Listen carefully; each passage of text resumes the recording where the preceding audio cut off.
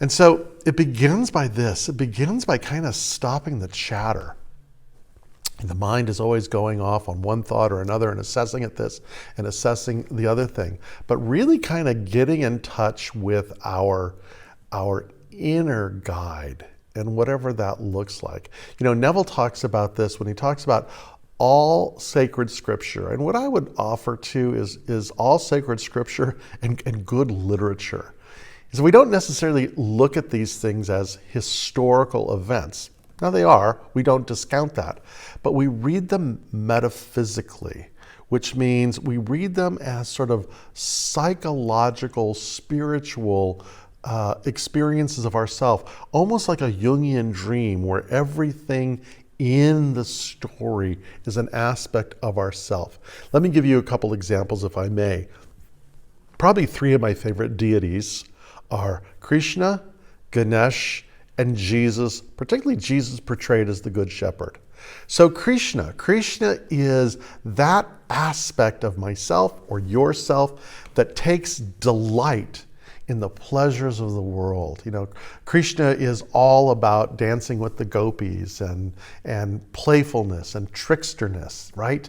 And we all have that kind of playful dancing kind of quality about us. And it's about finding courage by being who we have been called to be, becoming our original self. And Ganesha, and I love Ganesha because I'm a big guy, you know, Ganesha is that elephant. It's that kapha energy that sort of meanders and moves and has that sense of deep inner power. And Ganesh is that aspect of ourself that removes all obstacles, right? When we have that strong sense of will, when we have that deep sense of purpose, when we can feel it in our bones, oh my goodness gracious, nothing can stop us. And you know, Jesus as the Good Shepherd, I love this image. And what Neville would offer is this, is that the Good Shepherd is our awakened self. It's the Christ consciousness, the logos that exists within all of us, that high self that is connected to the divine. And who are the sheep? The sheep are our awareness. And so the high self directs and guides our awareness. And if we allow ourselves to be guided by this Good Shepherd, this inner guide, or Ganesh, or Krishna, or whatever aspect from whatever we read, that it guides us, then it guides what we become aware of. Perhaps, what a thought, we become aware of our highest good. So let me offer a tool of how we can get in touch with this. And it starts by quieting the mind. And sometimes we need a trigger or a touchstone. And the touchstone is our highest self. And what is the highest self? What is that divine self within us all? I am. I am. Anything that follows I am is an affirmation. And so we just sit and notice what happens. And without pursuing it, just to return back to center, try this. Just for a moment. Say quietly to yourself, I am.